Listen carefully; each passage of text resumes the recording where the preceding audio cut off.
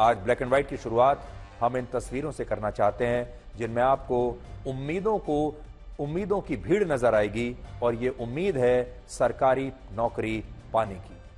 इसी साल उत्तर प्रदेश पुलिस में सिपाही की भर्ती की जिस परीक्षा को सरकार ने क्वेश्चन पेपर लीक होने के बाद रद्द कर दिया था, आज सिर्फ 6 महीने के बाद उसी परीक्षा का पहला दिन था और आज पहले ही दिन लगभग 10 लाख युवा ये परीक्षा देने के लिए पहुंचे और कुल 5 दिनों में तक चलने वाली इस परीक्षा में 48 लाख से ज्यादा युवा शामिल होंगे। यह परीक्षा 5 दिन तक चलेगी और इसमें 48 लाख युवा परीक्षा केंद्रों पर पहुंचेंगे अपनी किस्मत आजमाने के लिए। इसी साल आपको याद होगा 17 और 18 फरवरी को जब इस परीक्षा का क्वेश्चन पेपर लीक हुआ था, तब पूरे उत्तर प्रदेश में लाखों छात्रों ने आंदोलन किया था और उस समय हमने भी इन युवाओं की आवाज सरकार तक पहुंचाई थी, जिसके बाद यह परीक्षा रद्द हो गई थी। लेकिन आज आप इन लाखों युवाओं के इस जोश को देखिए और सोचिए कि क्या इन युवाओं को देखकर कहीं से भी ऐसा लगता है कि ये उसी परीक्षा में शामिल होने के लिए आए हैं जिसका सिर्फ 6 महीने पहले क्वेश्चन पेपर लीक हो गया था। उसी भरोसे के साथ आए हैं, उसी विश्वास के साथ आए हैं, उसी शिद्दत के साथ आए हैं, उसी जोश के साथ आए हैं और इनका जोश खत्म होने का नाम नहीं लेता। इन युवाओं का ये जोश और उनका ये जुझारूपन बताता है कि जब हमारे देश में इतनी सारी परीक्षाओं के क्वेश्चन पेपर लीक हुए, तब भी ये युवा हतोत्साहित नहीं हुए और इन्होंने हार नहीं मानी। और आज आप खुद देखिए कि ये कैसे ट्रेनों और बसों में भर भर कर, जहां पर एक पैर रखने की जगह नहीं है, कैसे संघर्षों के साथ ये अपने परीक्षा केंद्रों तक पहुंच रहे हैं। और आपको इन तस्वीरों में भीड़ नजर आएगी, लेकिन हमें इन तस्वीरों में उम्मीदों का सैलाब नजर आ रहा है, जिसमें ये युवा इस देश की व्यवस्था से नाराज होते हुए भी सरकारी नौकरी पाने के अपने मौके को गंवाना नहीं चाहते और पूरी शिद्दत से इसके लिए प्रयास कर रहे हैं, जबकि इन्हें पता है कि इन सरकारी नौकरियों में सक्सेस रेट बहुत कम है। इसलिए आज ये जब आप तस्वीरें देखेंगे, पूरे देश के युवाओं को और पूरे देश के लोगों को इन तस्वीरों से भी आज प्रेरणा लेनी चाहिए। ये भर्तियां पुलिस कांस्टेबल के जिन 60,000 पदों के लिए हो रही हैं, उनके लिए 48 लाख से ज्यादा युवाओं ने आवेदन किया है। यानी पुलिस कांस्टेबल की एक नौकरी पर 80 युवा लाइन में खड़े हैं। एक नौकरी पर 80 लोग और इन 80 में से किसी एक को यह पुलिस कांस्टेबल का पद मिलेगा और 48 लाख युवाओं में से सिर्फ 60,000 युवा यानी 1.3% युवाओं को ही यह नौकरी मिलेगी और बाकी के 98.7% युवा अपने प्रयास में असफल होने वाले हैं। लेकिन इसके बावजूद ये छात्र ट्रेनों और बसों में भीड़ के बीच दबकर भी परीक्षा केंद्रों तक पहुंच रहे हैं और आज भी परीक्षा देने के बाद इन लोगों ने अपने परिवार से और अपने दोस्तों को खुशी खुशी पूरी उम्मीद के साथ ये बताया होगा कि उनका आज का एग्जाम कैसा गया। और कोई भी युवा शायद इन तकलीफों की बात नहीं करेगा, इस भीड़ की बात नहीं करेगा, इस संघर्ष की बात नहीं करेगा। असल में स्थिति को देखकर ऐसा लगता है कि हमारी पूरी व्यवस्था ऐसी है कि जैसे वो इन युवाओं को रोकना चाहती है और उन्हें हतोत्साहित भी करती है, लेकिन ये युवा फिर भी अपनी तरफ से पूरी कोशिश कर रहे हैं क्योंकि इन्हें हर कीमत पर सरकारी नौकरी चाहिए। जो एक मौका इन्हें मिला है उस मौके को ये गंवाना नहीं चाहते और बावजूद इसके कि इन्हें पता है कि सिर्फ 1.3% युवा ही कामयाब होंगे, उसके बाद भी हर युवा अपनी जिंदगी का ये चांस लेना चाहता है पूरी उम्मीद के साथ।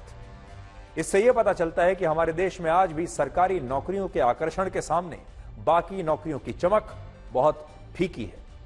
उत्तर प्रदेश में पुलिस कांस्टेबल की जिन 60,000 नौकरियों के लिए 48 लाख युवा परीक्षा दे रहे हैं, उनमें लगभग 42 लाख युवा उत्तर प्रदेश से हैं, 2,70,000 बिहार से हैं, राजस्थान से 97,000 हैं, मध्य प्रदेश से 98,000 हैं और हरियाणा से 74,000 युवा ये परीक्षा दे रहे हैं। यानी भारत के सिर्फ एक राज्य में पुलिस कांस्टेबल की 60,000 सरकारी नौकरियों के लिए न्यूजीलैंड जैसे देश की पूरी आबादी जितने लोग परीक्षा दे रहे हैं और ये भीड़ भी इन युवाओं को उम्मीदों को, इन युवाओं की उम्मीदों को रोक नहीं पाई, उन्हें रौंद नहीं पाई। अब जरा ये तस्वीरें एक बार देख लीजिए और फिर देखिए कि हमारे देश के युवाओं का ये जो जोश है ये कैसे 7वें आसमान तक पहुंच रहा है। अब आप ये देखिए कि युवाओं की इस भीड़ में वोट बैंक देखने वाले नेता कैसे क्वेश्चन पेपर लीक होने की अफवाह फैलाते हैं, क्योंकि ये एक बिजनेस मॉडल बन गया है राजनीति का भी कि क्वेश्चन पेपर या तो लीक करवा दो और नहीं भी हुआ है तो अफवाह फैला दो कि क्वेश्चन पेपर लीक हो गया, क्योंकि क्वेश्चन पेपर लीक होना अब एक चुनावी मुद्दा बन चुका है, अब एक राजनीतिक मुद्दा बन चुका है जिसे कोई नेता छोड़ना नहीं चाहता। हमारे देश में क्वेश्चन पेपर लीक होने का मुद्दा अब इतना बड़ा हो चुका है कि अब राजनीतिक पार्टियों के मुंह पर इसका खून लग चुका है। और आज भी इस मामले में कुछ नेताओं ने यह अफवाह फैलाने की कोशिश की कि यह क्वेश्चन पेपर भी लीक हो गया, और इनमें समाजवादी पार्टी के नेता और उत्तर प्रदेश के एक पूर्व मंत्री यासर शाह पर आरोप है कि उन्होंने परीक्षा से पहले इसका क्वेश्चन पेपर लीक होने की अफवाह फैलाकर छात्रों को उकसाने की कोशिश की, और इस मामले में अब उनके खिलाफ एफआईआर भी दर्ज हो चुकी है। इसके अलावा लखनऊ में भी एक एफआईआर दर्ज हुई जिसके मुताबिक इस परीक्षा से पहले अलग अलग टेलीग्राम चैनल्स के माध्यम से नकली क्वेश्चन पेपर लीक होने की अफवाह फैलाकर छात्रों को ठगी का शिकार बनाया जा रहा था, छात्रों से पैसा लिया जा रहा था, ये कहकर कि ये सवाल क्वेश्चन पेपर में आ रहे हैं, आप ये ले लीजिए क्वेश्चन पेपर और पैसा दे दीजिए। पिछली बार जब इस परीक्षा का क्वेश्चन पेपर लीक हुआ था तब कई परीक्षा केंद्रों पर गड़बड़ियों की शिकायत थी, लेकिन इस बार परीक्षा केंद्रों पर पुलिस के बड़े बड़े अधिकारियों को तैनात किया गया है और सभी परीक्षा केंद्रों पर छात्रों के हाथ के कलावे और लड़कियों के बालों का जूड़ा तक और उनके जूते तक उतरवाकर इस बार चेकिंग हो रही है। आज आपको यह भी देखना चाहिए कि जब कोलकाता और बदलापुर की घटनाओं में पुलिस की कार्यशैली को लेकर इतने सवाल उठ रहे हैं, खाकी वर्दी को लेकर हमारे देश में इतना रोष है, सुप्रीम कोर्ट तक ये कह रहे हैं कि पुलिस जिस तरह से काम कर रही है ये तो बहुत लापरवाही हो रही है। ऐसे में भी इस देश के लाखों युवा उसी पुलिस की नौकरी के लिए अपनी पूरी ताकत लगा रहे हैं, पूरी ताकत झोंक रहे हैं, क्योंकि इतनी बड़ी संख्या में, सोचिए 48 लाख लोगों को तो सिर्फ एक राज्य उत्तर प्रदेश की पुलिस में कांस्टेबल बनना है। एक और बड़ा विरोधाभास यह है कि जब हमारे देश में लाखों युवा सरकारी नौकरी के लिए इतनी भीड़ में संघर्ष कर रहे हैं, तब इसी देश में इंटरनेट पर नौकरी से ज्यादा पॉर्न वीडियोस को सर्च किया जा रहा है। और हमारा अगला विश्लेषण इसी के बारे में है। ये एक चिंताजनक विश्लेषण है, लेकिन इससे पहले कि मैं ये विश्लेषण शुरू करूं, आपको बताना चाहता हूं कि हम जानते हैं हमारा ये शो एक पारिवारिक शो है।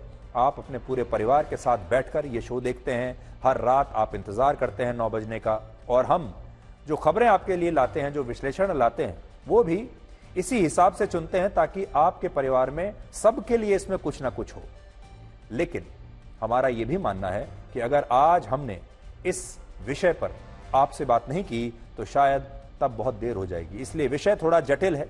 विषय ऐसा है जहां आज भी हमारे देश के परिवार इस विषय के बारे में आपस में बात नहीं करते। लेकिन बात नहीं करते इसका मतलब यह नहीं है कि यह विषय है नहीं, इसका मतलब यह नहीं है कि यह समस्या नहीं है। यह समस्या आज हर परिवार के बीच में है। आप चाहे इसके बारे में बात ना करें, चाहे आप इसे छुपा कर रखें, लेकिन आपके परिवार में भी, आपके घर में भी यह समस्या जन्म ले चुकी है। इसलिए आज इसके बारे में बात कर रहे हैं। जिस समय हमारे देश में चारों तरफ महिलाओं की सुरक्षा की बात हो रही है, लोग कह रहे हैं कि महिलाओं को अपराधों और अपराधियों से आजादी कब मिलेगी, ऐसे में उसी समय हमारे देश में इंटरनेट पर लोग महिला सुरक्षा से ज्यादा पॉर्न वीडियोस को सर्च कर रहे हैं। 10 अगस्त से 20 अगस्त के बीच, मैं यही 10 अगस्त से 20 अगस्त के बीच की बात कर रहा हूं, अभी की पिछले हफ्ते की, भारत में गूगल पर पॉर्न वीडियोस को सर्च करने का एवरेज इंटरेस्ट 90.8% रहा है, जबकि जॉब्स यानी नौकरियों को सर्च करने का एवरेज इंटरेस्ट हमारे देश में सिर्फ 17.4% रहा है। और कोलकाता की इस रेप और मर्डर की घटना को सर्च करने का एवरेज इंटरेस्ट 30% रहा है। यानी इंटरनेट की सर्च हिस्ट्री में पॉर्न वीडियोस के मुकाबले नौकरी और महिला सुरक्षा का मुद्दा दूर दूर तक नहीं है।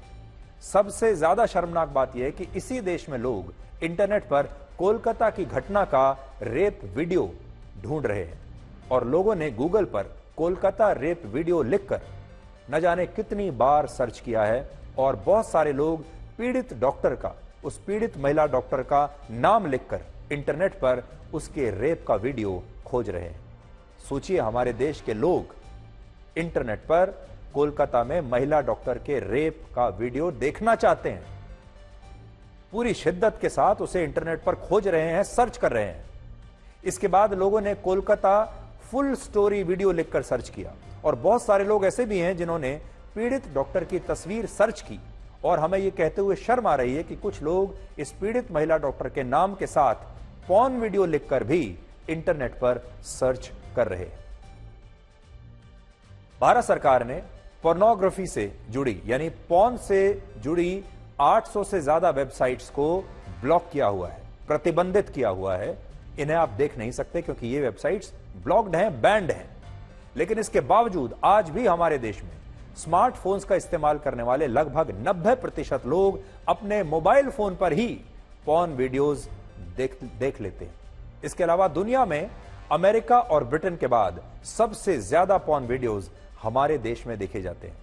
यह सुनकर आपके होश उड़ जाएंगे कि भारत में 18 से 24 वर्ष के 44% युवा अपने मोबाइल फोन पर हफ्ते में कम से कम 2 बार पॉर्न वीडियोस देख रहे हैं। इसके बाद 25 से 34 वर्ष के 41%, 35 से 44 वर्ष के 6% और 45 से 54 वर्ष के 3% लोग हमारे देश में पॉर्न वीडियोस देख रहे हैं। इसका मतलब यह हुआ कि हमारे देश में 18 से 34 साल के जिन युवाओं को नौकरियों के बारे में सोचना चाहिए, टेक्नोलॉजी के बारे में इंटरनेट पर सर्च करना चाहिए, उनमें से ज्यादातर युवा इस समय पॉर्न वीडियोस को सर्च कर रहे हैं। अब हम आपको यह बताएंगे कि क्या कोलकाता के मामले में पूर्व प्रिंसिपल डॉक्टर संदीप घोष के तार मुख्यमंत्री ममता बनर्जी से जुड़े हुए हैं। क्या ममता बनर्जी उन्हें पीछे से समर्थन देती थी?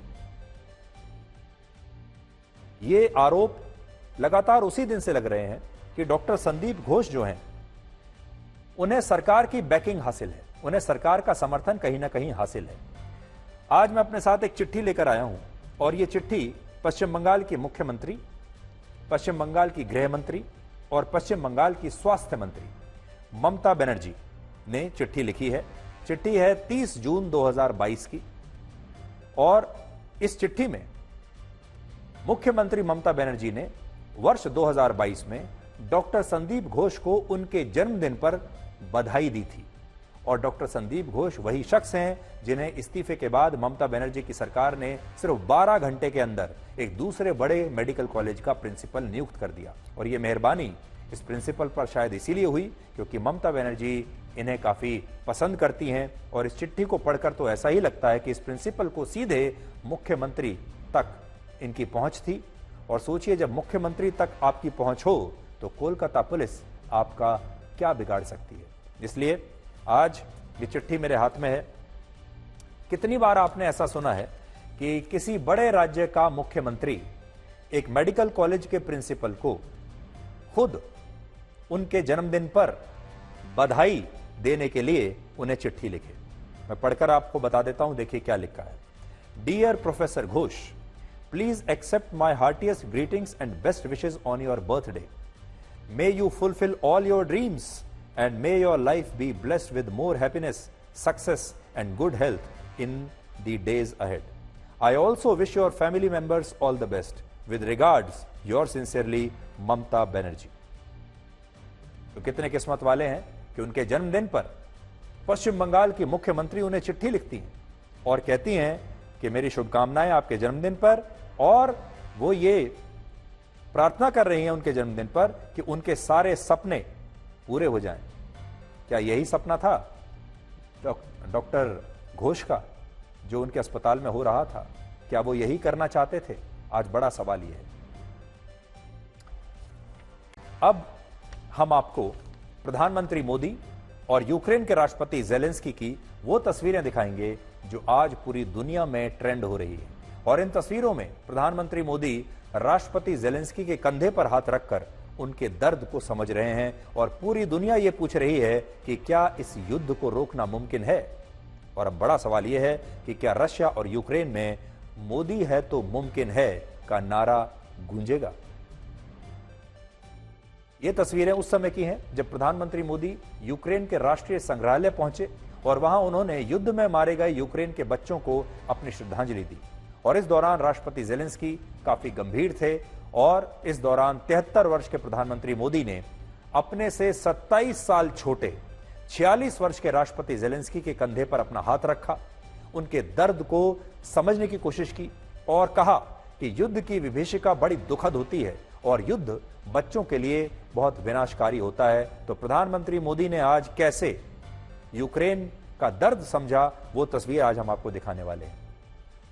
इससे पहले प्रधानमंत्री मोदी पोलैंड की राजधानी वॉर्सो से 10 घंटे की रेल यात्रा करके यूक्रेन की राजधानी कीव पहुंचे और लगभग 7 घंटे तक कीव में रुकने के बाद अब वो इसी ट्रेन से वापस पोलैंड के रास्ते में है और पोलैंड पहुंचने में भी उन्हें उतना ही 10 घंटे का समय लगेगा। इसलिए ये यात्रा थोड़ी अलग है। इस यात्रा में 10 घंटे का रास्ता है, फिर 7 घंटे वो वहां रुके और 10 घंटे की वापसी, यानी यात्रा में 20 घंटे और वहां रुकने के सिर्फ 7 घंटे।